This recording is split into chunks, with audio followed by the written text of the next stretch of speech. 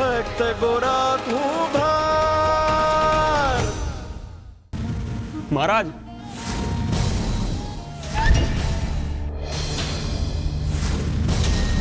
महाराज अपना गामना चोरे उत्सव मंडाव्यो छे महाराज અને આખું ગામ ગોરાનું સન્માન કરી રહ્યું છે। ગોરો તો કોણ જાણે ભગવાન નો હોય એમ લોકો એને ફળ ફૂલ ધરાવી રહ્યા છે મહારાજ।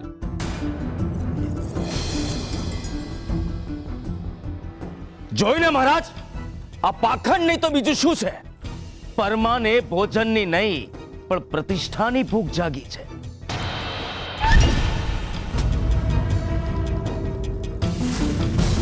અત્યારે તો મહારાજ તમારું સન્માન થવું જોઈએ, એના બદલે પેલા 5 વર્ષના છોકરાનું સન્માન થઈ રહ્યું છે।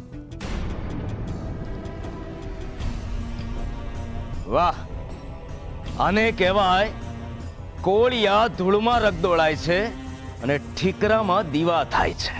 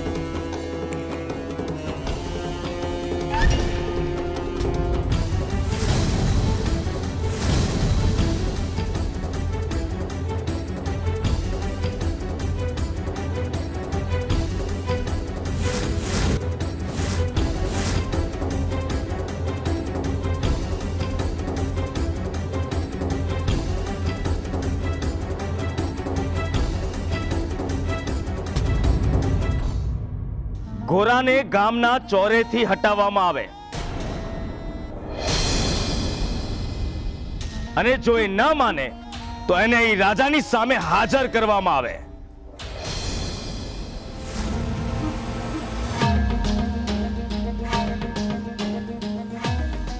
આ મહારાજનો આદેશ છે।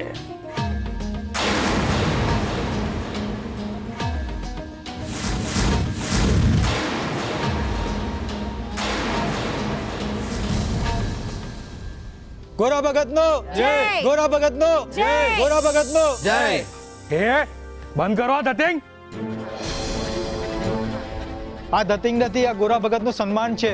રાજાનું ફરમાન છે કે ગોરાને અત્યારે ને અત્યારે અહીંયાથી હટાવવામાં આવે અને તમે લોકો પણ અહીંયાથી ઘર ભેગા થાઓ।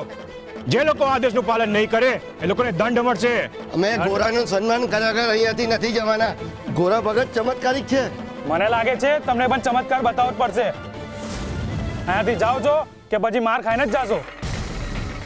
ધમકી એની આપો તો ગોરા ભગત અમારી હાથે છે, તમે અમારો વાળ વાકો નહીં કરી શકો। એમ તો લ્યો ઉભા રહ્યો। ગોરાને અહીંયાથી હટાવો એ મહારાજનો આદેશ છે અને જો તમે લોકો અહીંયાથી શાંતિથી નહીં જાઓ તો લોહીની નદીઓ વહેશે। અહીંયા નદીઓ। હે તમે અમને મારી તો જુઓ, અમારી પાસે ચમત્કારી ગોરા ભગત છે। મારવા વાળા કરતા બચાવવા વાળો હંમેશા મોટો હોય છે। તમારે તમારું લોહી જ જોવું છે ને, તો હાલો બતાવી દો। લ્યો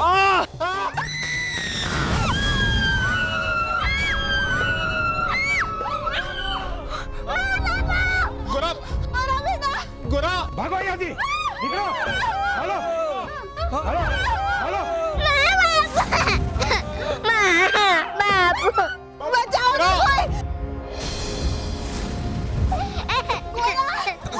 સુરા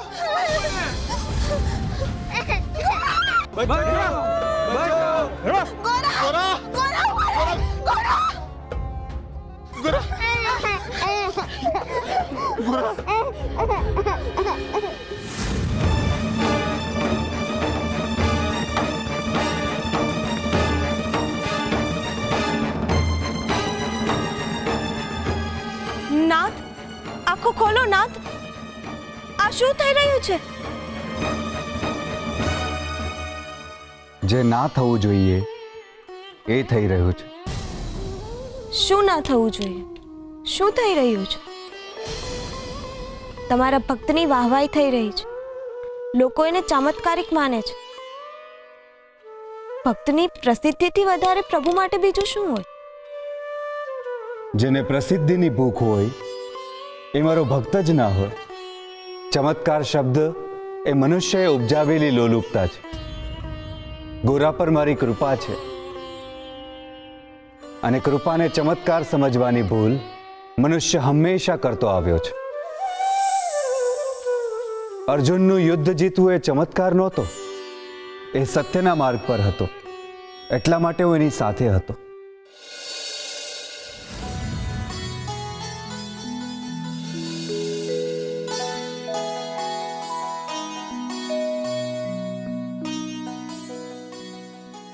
હરી આજે હાથે આપણી સામે જોયું. હા, વર્ષો પછી આપણને સન્માન મળ્યું, એ પણ આપણા ગોરાને લીધે.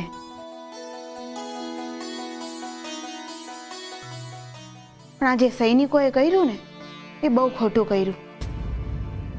હું તો બીજ ગઈ હતી કે આપણા ગોરાને કંઈ થઈ ના જાય.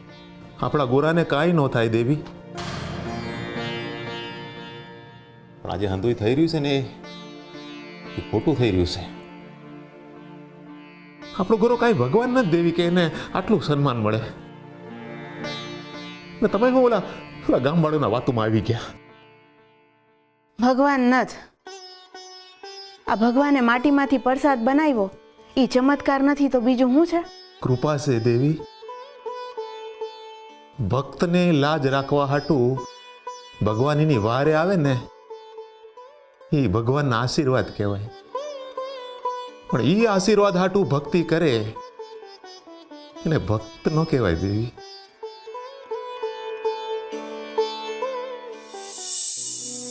પરમો મારો સાચો ભક્ત છે.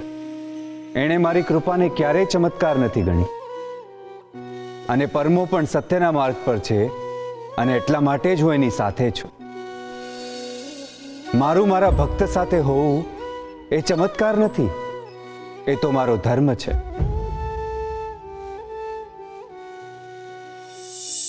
બાકી આ માન, આ સન્માન, અપમાન, આ હંધી તો વાતું છે ને રાત દી જેવી છે, આવે ને જાય. મારો હરી આકાશ જેવો છે જે હંમેશા આપણી ઉપર રહે. હરીના ઢુકડા રહેવું હોય ને તો હંધાઈથી દૂર રહેવું પડે. જીવતા રાખોય હરીને તમે હોઠે રાખ્યા.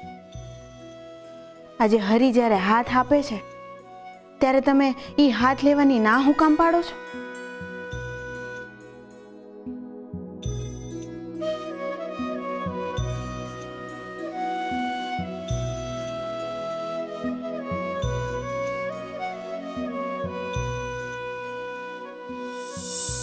આખા જીવતરમાં પહેલી વાર એમ થયું તમારો હરી સાથે છે.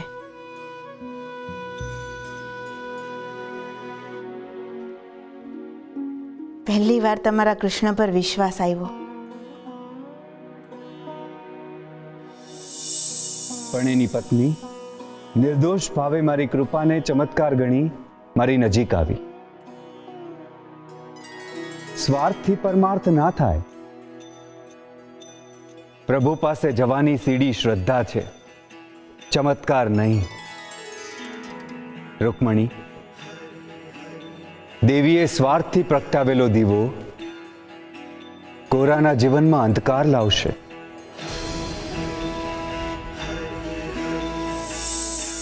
સાબિતી પછી વિશ્વાસ આવે ને એના કરતા અવિશ્વાસ હારો દેવી. મારો હરી તો છે ને અજવાળા જેવો છે,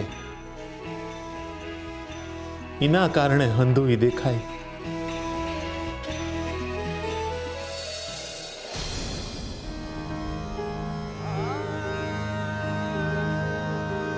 કૃષ્ણ કૃષ્ણ કૃષ્ણ કૃષ્ણ હરે કૃષ્ણ કૃષ્ણ ગોપાલ કૃષ્ણ હરે કૃષ્ણ કૃષ્ણ ગોપાલ કૃષ્ણ હરે કૃષ્ણ કૃષ્ણ ગોપાલ કૃષ્ણ હરે કૃષ્ણ કૃષ્ણ ગોપાલ કૃષ્ણ હરે કૃષ્ણ કૃષ્ણ ગોપાલ કૃષ્ણ હરે કૃષ્ણ કૃષ્ણ ગોપાલ કૃષ્ણ.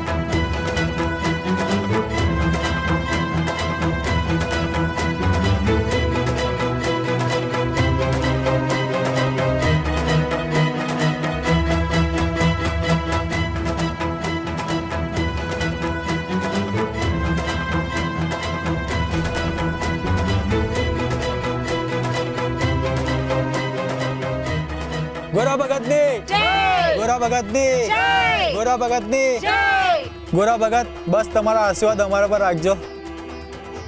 ગોરા ભગત, મેં તમારા ચરણોમાં ફૂલ ચડાવ્યા છે. મારા પૂજ્યા દીકરાને સાજો તાજો રાખજો. હે ગોરા ભગત,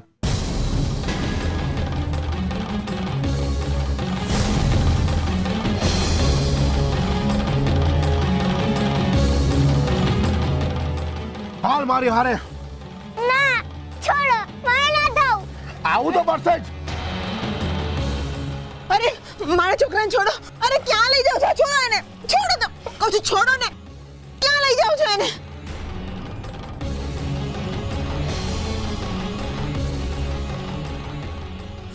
જુઓ, હું અહીંયા લોહી નથી વેવડાવવા માંગતો. તમારો ગોરા ભગત તમને પાછો મળી જશે, પણ મારું કામ થઈ ગયા પછી. ભાઈ ક્યું કામ? મેં સાંભળ્યું છે ગોરા ભગત ચમત્કાર કરે છે. મારી માં મરી ગઈ છે, એને જીવતી કરવાની છે. મારી માં જીવતી થઈ જાય એટલે તમારા ગોરા ભગતને હું અહીંયા પાછો મૂકી જઈશ.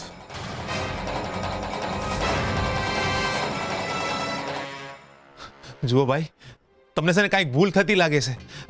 મારો ગોરો કોઈ ચમત્કાર નથી કરતો.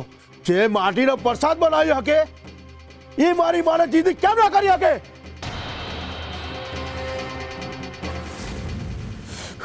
હાલ. અરે છોડો.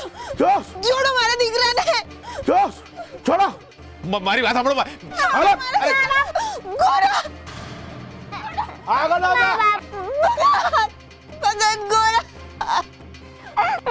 પાછળ નહીં આવતા. હાલ. ગોરા ગોરા બાપુ ગોરા. મારે જવું છે. મારે જવું છે.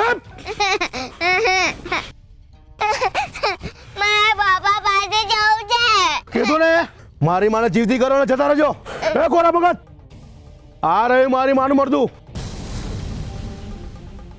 બેટી કરો એને, બેટી કરો. હાલ. ચમત્કાર કરો, જીવતી કર મારી માને. મારી મા પાસે જવું છે. મારી માને જીવતી કર, નહીં તો ખરેખર મા પાસે મોકલી દઈશ. તારી નહીં, મારી મા પાસે મોકલી દઈશ. મા પાસે હા, ચમત્કાર કર.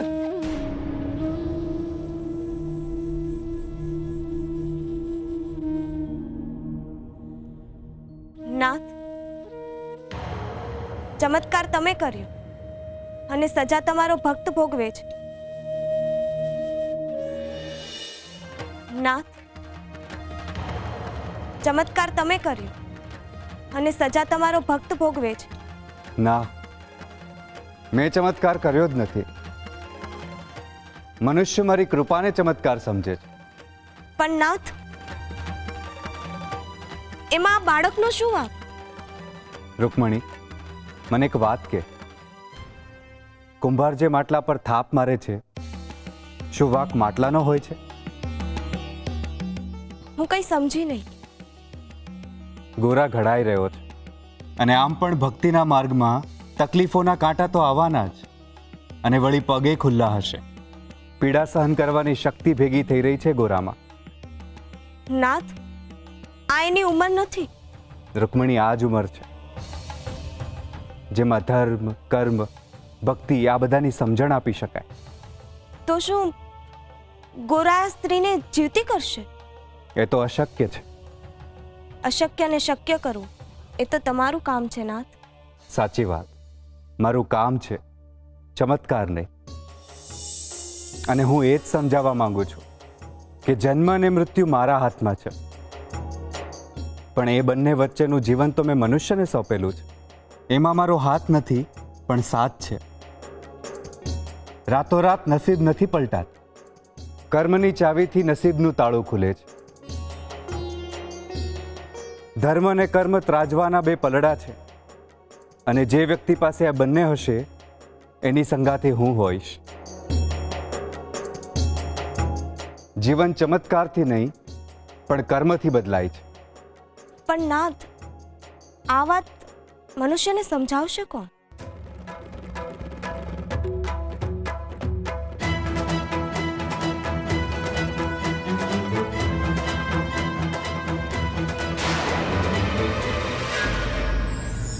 ચમત્કાર એટલે શું? કલ્પનાઓની હકીકત બનવી એટલે ચમત્કાર, કે વિજ્ઞાનની વિચાર શક્તિ જ્યાં ન પહોંચી શકે એટલે ચમત્કાર?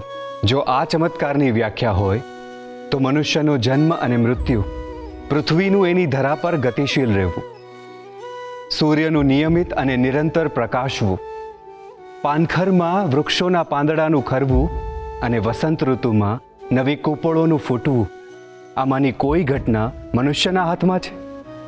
તેમ છતાંય નિયમિત રીતે બધું જ થાય છે. તો શું એ ચમત્કાર છે? ના, એ ચમત્કાર નથી. સંસારનું ગતિશીલ રહેવું, સમયનું પરિવર્તિત થવું, વિનાશ અને નિર્માણ એ સૃષ્ટિનો નિયમ છે. ઈશ્વરમાં શ્રદ્ધા રાખનાર અને પોતાનું કર્મ કરનાર ક્યારેય ચમત્કારથી અંજાતો નથી. સુખ મેળવવા બે હાથ ફેલાવીને કર્મ કરવું અને બે હાથ જોડી ધર્મ કરવો.